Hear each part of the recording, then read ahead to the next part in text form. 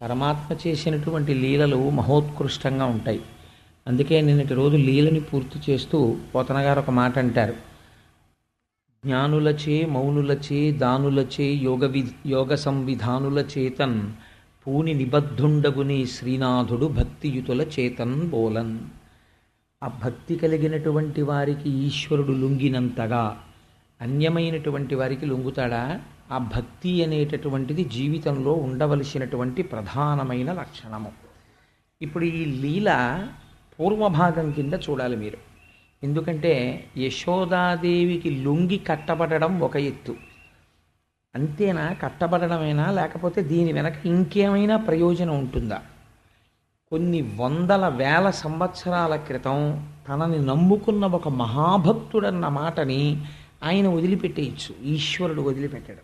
ఈశ్వరుణ్ణి అడిగి ఆయన అనడు, కానీ ఆయన అన్న మాటని ఈశ్వరుడు వదలడు. అది భక్తికి లొంగడం వెంటనే మళ్ళీ ఉంటుంది. అందులోనే దుష్టుల్ని లేదా మనస్సు సరిగ్గా లేని వారిని సంస్కరించడం ఉంటుంది. అందుకే ఈ లూకల బంధన వృత్తాంతము, దాని పక్కనే ఉన్నటువంటి యమలార్జున భంజనము, ఈ రెండూ కూడా నాకైతే వ్యక్తిగతంగా అనిపిస్తుంది, ఈ రెండు లీలల్ని ప్రతిరోజు ఒక్కసారి ప్రతి మానవుడు కూడా ఒక్క 10 నిమిషాలైనా స్మరించాలి అనిపిస్తుంది.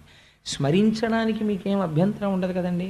ఒక పూజామందిరంలో కూర్చుని చదవండి అన్నాం అనుకోండి, అంత టైం ఉండదండి అని అనొచ్చు. నేను అది కూడా అంగీకరిస్తాను. ఎందుకంటే ఇవాళ ఉన్నటువంటి ప్రపంచ స్థితిలో ఒక్కొక్కసారి కుదరకపోవచ్చు. ఇవాళ నేనే 9:30కి స్నానం చేశాను. ఎప్పుడూ లేదు అలాగా. 9:30కి స్నానం చేశానంటే అది ఎంత క్షంతవ్యము కాని అపరాధమో మీరు చూడండి. కానీ పరిస్థితి అలా వచ్చింది.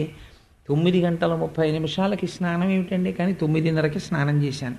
బద్ధకించా, తమోగుణంతోట, లేకపోతే చెయ్యకూడదనా, అలసత్వం వహించానా అంటే పరిస్థితి నా చెయ్యి జారిపోయింది. అలాగా జారిపోయి నాకు స్నానం చేయడానికి టైం దొరకలేదు. 9:30కి స్నానం చేశాను. ఈశ్వరుణ్ణి క్షమించమని 1000 మాటలు అడిగాను. ఈశ్వర, 9:30కి స్నానం చేసి సంధ్యావందనం ఏమిటి? కానీ చేయకుండా ఉండలేక మాధ్యాహ్నిక సంధ్యావందన సమయం అయిపోతుంటే 10 గంటలకి సంధ్యావందనమా, నన్ను క్షమించవయ్యా అని చేశాను. సభ ఈశ్వర స్వరూపం కాబట్టి మీ ముందు నేను ఇవాళ చేసిన దోషం చెప్పుకుంటే నేను క్షమింపబడతానని చెప్పాను. అందుచేత మనకి ఈశ్వరుడు ఒక్కొక్కసారి అన్ని విషయాల్ని భగవానుడు మీరు కూర్చుని చదువుకోండి అనడు. కొన్ని విషయాల్ని స్మరణ చేస్తే చాలు. ఒక్కసారి మనస్సులో స్మరిస్తే వాటికి ఉండేటటువంటి శక్తి అలా ఉంటుంది. అది మన జీవిత పథాన్నే మార్చగలుగుతుంది.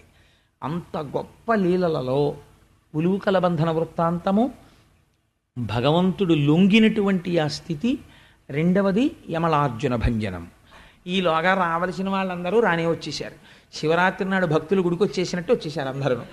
వచ్చేస్తే ఆవిడ అనుకుంది, ఏమిటి ఇంతమంది వచ్చారు ఇవాళ మధ్యాహ్నం మా ఇంటికి, టీవీలో ఏమైనా సీరియల్లా ఏమిటి అనుకుని ఏమిటమ్మా మీ అందరూ వచ్చారు అని అడిగేది. అడిగేటప్పటికి పడుకోమంది కదా లోపల అని రెండని ఆవిడకి ఏం తెలిసి ఎందుకు వచ్చారో, రండి కూర్చోండి అంది అమ్మలక్కాలని అని తను కూడా కూర్చుంటే ఆయన వచ్చి చక్కగా కృష్ణ పరమాత్మ, అమ్మ నేను నీ దగ్గరే పడుకుంటానమ్మా అని చెప్పి ఒళ్ళోకి వచ్చి పడుకుని, ఎప్పుడూ అమాయకత్వం ఒకటి అమ్మ పవిట కొంగు తీసి వేలుకు చుట్టేసుకుని ఇలా నోట్లో పెట్టుకు చప్పరిస్తున్న వాళ్ళ మాట్లాడుతుంటే వాళ్ళ వంక అమ్మ వంక వాళ్ళ వంక అమ్మ వంక చూస్తుండేవాడు. మీరు చూద్దరుగా, నేను అబద్ధం చెప్పట్లేదు, పద్యాలు చూద్దరు కానీ మీరు అలా పడుకుంటే అదో సంతోషం. కొడుకు ఒళ్ళో పడుకున్నాడని సంతోషంగా వచ్చిన వాళ్ళందరినీ, ఏమిటమ్మా మీరందరూ ఇలా వచ్చారు అని అడిగింది. ఇంకా కంప్లైంట్ సెల్ మొదలు, గ్రీవెన్స్ సెల్. ఈవిడికి ఆ సంగతి తెలియదు పాపం. ఈయన ఏ ఇంట్లో తిన్నా వెన్న నెయ్యి తింటాడు.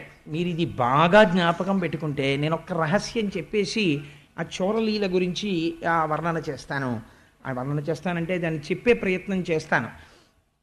చూడండి, కృష్ణుడు ఎప్పుడు తిన్న వెన్న తింటాడు. ఎందుకు తింటాడు మీరు ఆలోచించండి. వాళ్ళ ఇళ్లలో ఎక్కడ జంతికలో చెగోడీలో అలాంటివి ఉండవా కజ్జికాయలోను?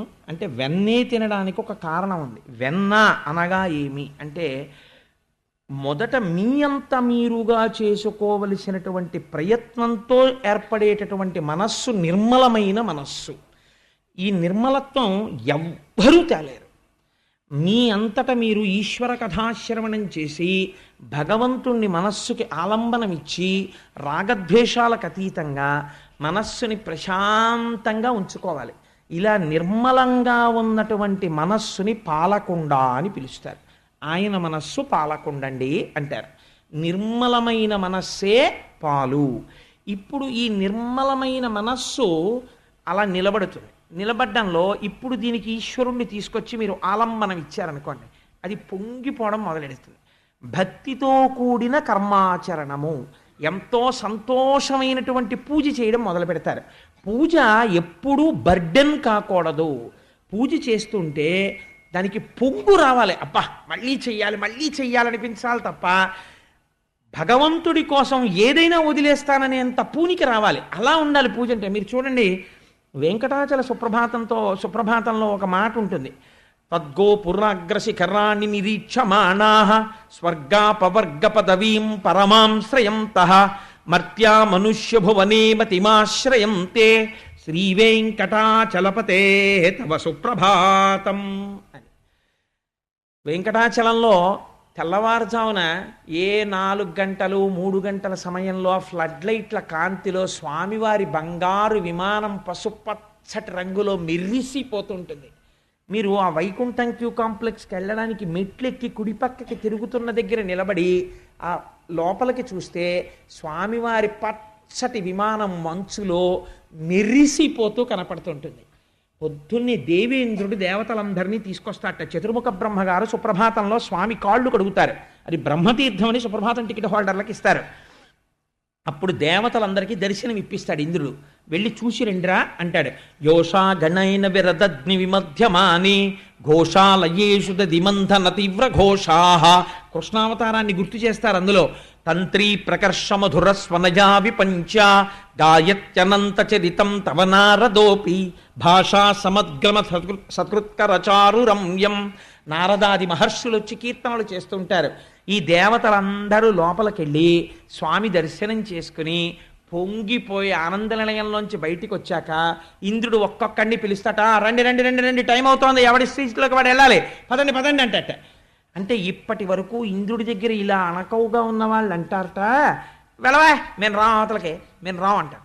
ఏమిట్రో రానంటున్నావు, దేవలోకంలో పోస్ట్ అది పోతుంది తెలుసా, కంకణం వేయించుకోకుండా రోజు దర్శనం ఇప్పిస్తున్నాను, పోస్ట్లో ఉన్నావు కాబట్టి రా అంటాట. అంటే వాళ్ళంటారట, వెళ్ళవా ఎవడకు కావాలి నీ పోస్టు, తీసేస్తే తీసే, ఇదిగో ఇప్పుడే వీఆర్ఎస్కి అప్లికేషన్ ఇచ్చేసాను, యాక్సెప్ట్ చేసేయి, గొడవ వదిలిపోతుంది, నాకు ఆ పెన్షన్ బెనిఫిట్ కూడా అక్కర్లా, దేవేంద్ర సహాయ నిధికి రాసేశాను, నువ్వు తీసేసుకో, ఎప్పుడైనా ప్రకృతి విపత్తులు వస్తే నీ ప్రజలకి పనిచేసుకో, దేవతలకి నాకు అక్కర్లా రూపాయి. నేనేం చేస్తానో తెలుసా, ఈ వైకుంఠం క్యూ కాంప్లెక్స్ దగ్గర నించుంటాను, నువ్వు దర్శనం చేయించకపోతే నాకేమైపోతుంది, ఇక్కడ నించుని అదిగో తద్గో పురాగ్రసి కణాన్ని నిరీక్షమాణాః, ఆ పసుపచ్చటి స్వామివారి ఆనంద నిలయ గోపురాన్ని చూస్తూ నిలబడిపోతాను, చాలు నాకు.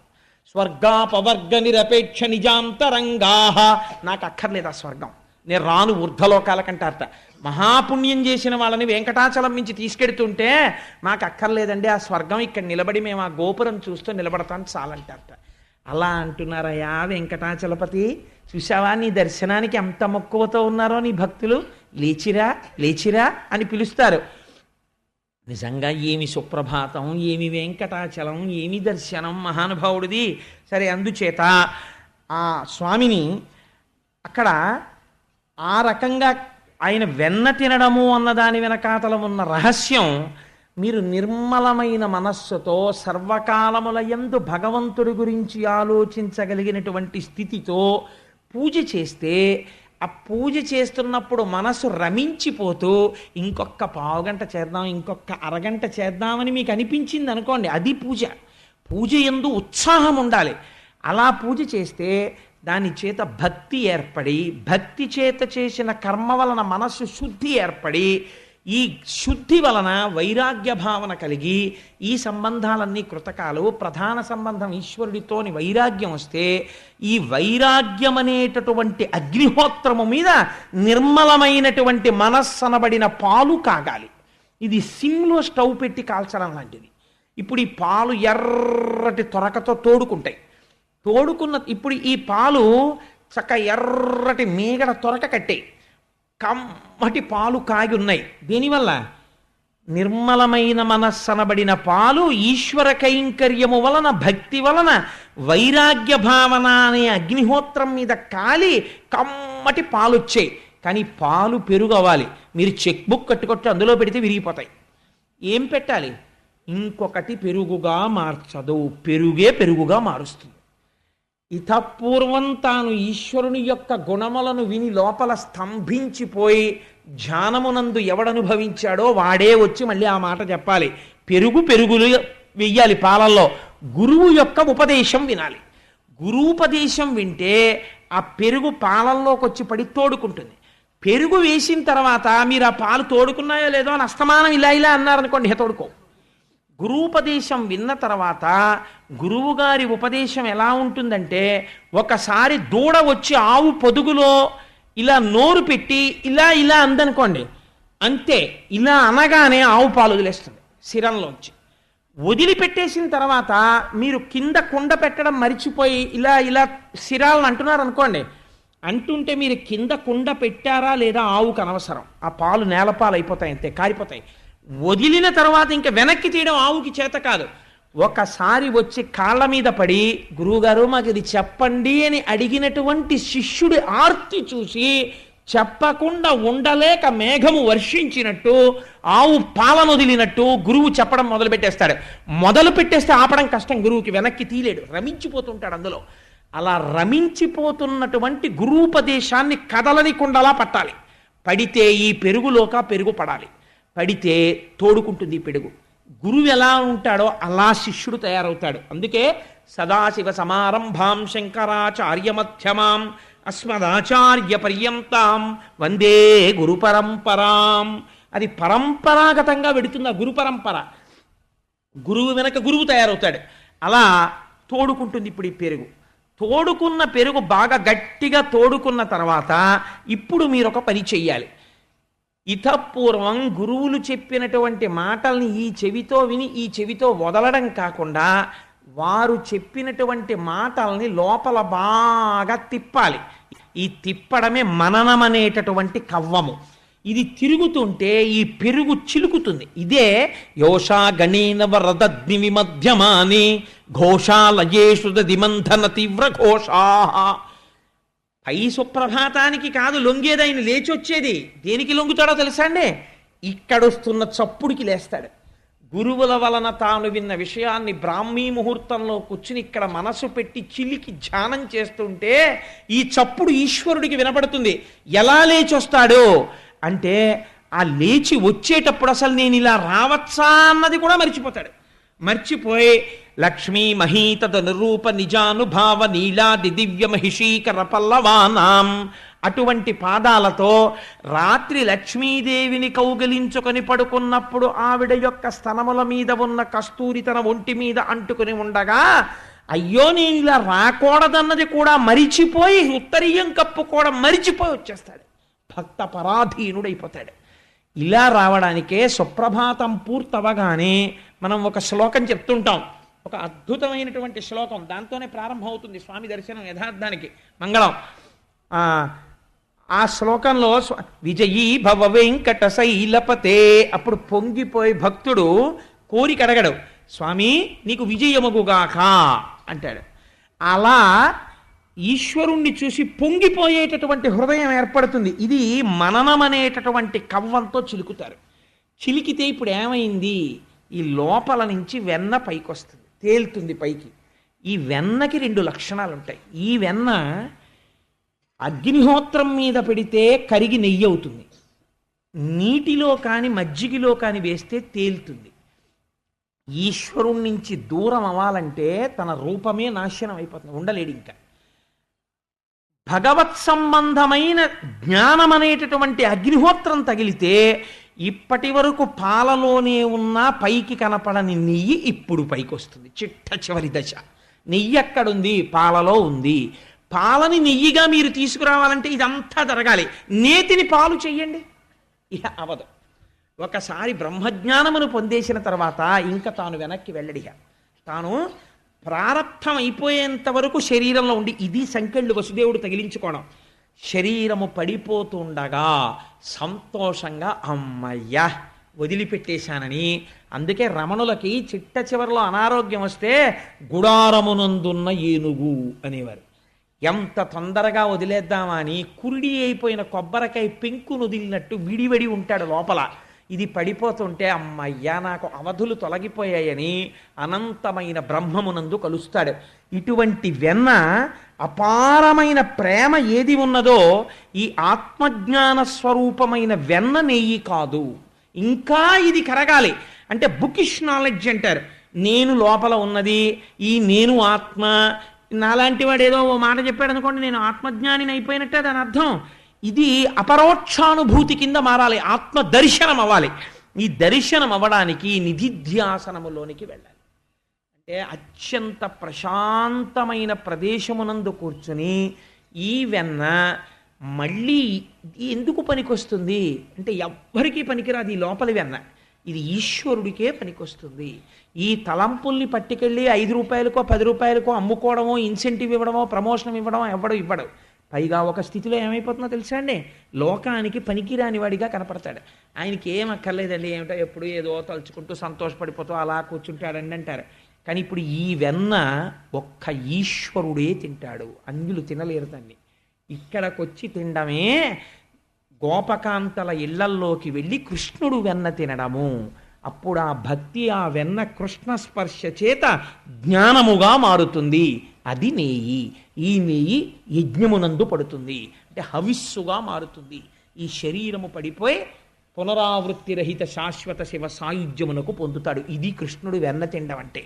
అంతేకాని చేతకాక పని లేక అవతారాన్ని స్వీకరించి వాళ్ళింట్లోకి వీళ్ళింట్లోకి వెళ్ళి వెన్నలు దొంగతనం చేసి తిన్నాడని దాని అర్థం కాదు. ఆంతరమునందు విచారణ చెయ్యాలి, ఎందుకు వెన్న తిన్నాడు. దీన్ని నవనీత చోరత్వము అంటారు. అందుకే కృష్ణావతార ఘట్టంలో నేను అసలు మర్చిపోయాను, లేకపోతే గోపాలకృష్ణ గారికి చెప్పుంటుండేవాడిని, ఇవాళ వెన్న ప్రసాదం పంచిపెట్టండి ఏం చెప్పుంటుండేవాడిని.